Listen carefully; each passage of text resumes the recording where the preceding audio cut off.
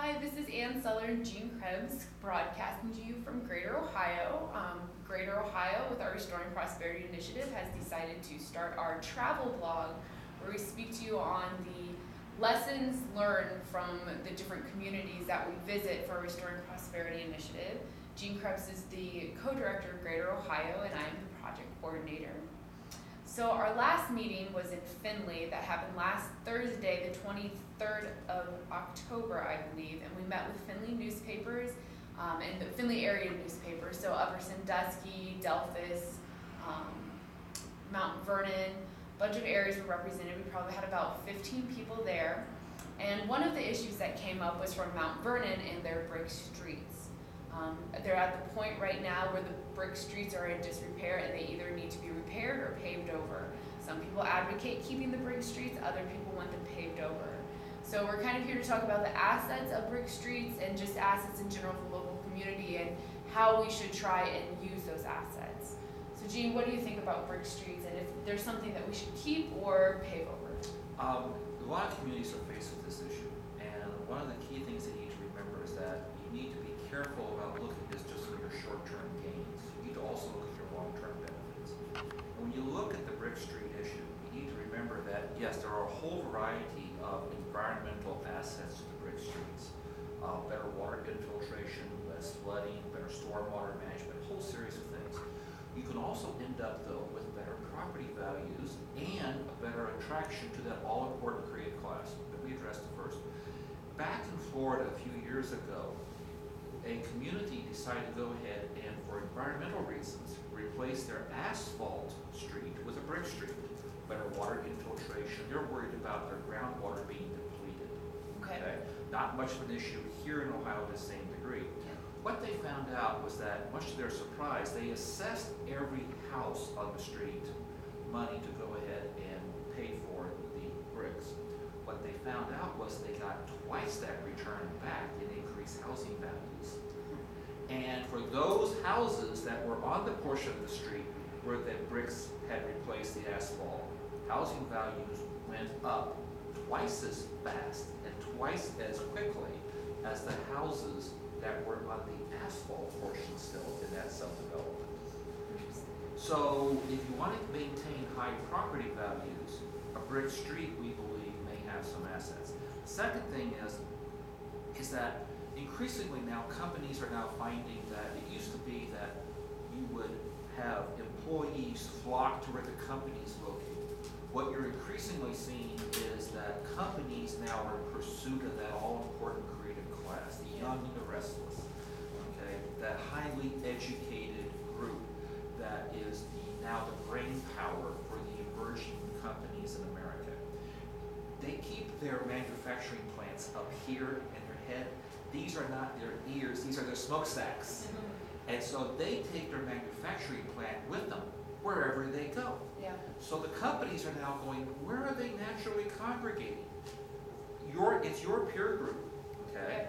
All right? I mean, let's face it, you're from Lima, you went to a small liberal arts school in Indiana, but you got your master's from the London School of Economics. You're here in Ohio. Wherever you go is where the companies want to go. So the question is, what does your whole peer group find attractive? You love bricks. I don't understand it. I'm in my mid-50s. Okay, it's a different concept for me. But you folks, you love brick buildings that are four stories tall, brick facades. You love brick sidewalks, brick streets. I mean, you look in Ohio, you want to go to where things are hot, you go to the Arena District, Short North, Victorian Village, German Village, brick buildings, brick streets, brick sidewalks. That's what you're looking for.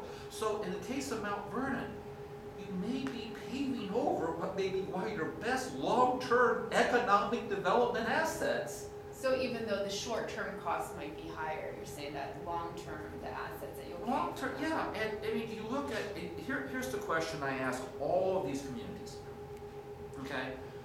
Ask your valedictorians and your salutatorians from your high school, where are you now? Yeah. Okay, go back to your 1998 valedictorians and salutatorians. I think you were a valedictorian of your school, weren't you? They should be asking you from 1998, where are you why are you there? Yeah. If you're not here, back in your hometown, why aren't you here? Why are you there? What do we need to do to bring you back? And another group to look at is also your state science fair superior rankings. Okay? I mean, Ohio does not need more attorneys. I think I just upset all the attorneys watching this blog. Okay? We need more engineers, chemists, mathematicians, biologists, you know. Yeah. We need more of that. Where are they from that high school? Where are they? Why are they there? Have they ever thought about coming home?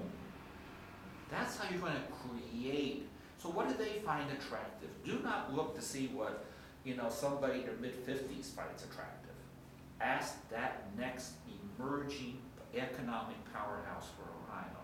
Brick streets are an intrinsic component of it. And in case of Mount Vernon, they're so lucky, they're so close to Kenyon College, that they can use that to start to attract those graduates from Kenyon and say, stick around in the community. Yeah. Apply your talents here.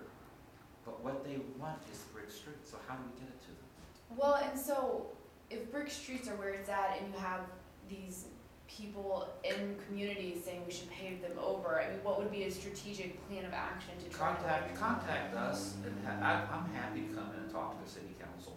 Just like I just talked about this, now show your city council this blog. Yeah. And say, look, you know, yes, I understand that you have, I mean, I've been a school board member, I've been a county commissioner, I've been a member of the House. I understand the budgetary constraints we're all under right now. But what I'm talking about is long-term, the long-term benefit in health of your community.